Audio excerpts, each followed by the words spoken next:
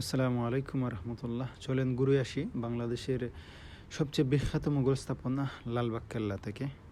তো প্রথমেই জুমার নামাজ আদায় করার জন্য ধানমন্ডির সুবানবাগ জামে মসজিদে উপস্থিত হই। এখানে জুমার নামাজ আদায় করে আবার পরবর্তী বাসে উঠে চলে যাই ঐতিহ্যবাহী স্থান বাংলাদেশের লালবাগ কেল্লা।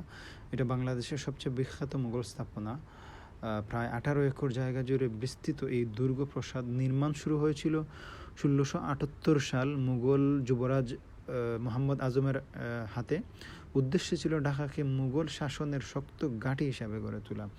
পরে সুবাদার শায়েস্তা খাঁ দায়িত্ব নিলে তার কন্যা পরিবিবির মৃত্যু এই কেল্লাতেই হওয়ায় তিনি নির্মাণ অসমাপ্ত রেখে দেন। এজন্যই লালবাগ কেল্লাকে আজও অসমাপ্ত দুর্গ বলা হয়।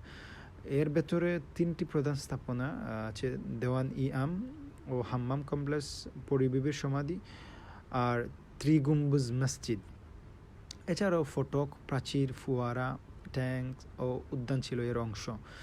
আজ লালবাগ কেল্লা কেবল অতীতের প্রত্নতান্ত্রিক নিদর্শন নয়, বরং এক জনপ্রিয় পর্যটন কেন্দ্র। এখানে ঢুকতে টিকিট লাগে বাংলাদেশিদের জন্য 30 টাকা আর বিদেশিদের জন্য আলাদা মূল্য নির্ধারণ করে রাখা হয়।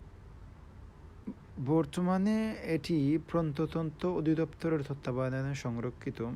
আর 2023 সালে ইউনেস্কোর টেনেন্টিভ বিশ্ব ঐতিহ্য তালিকায় স্থান পেয়েছে আমাদের এই অসমাপ্ত কেল্লা।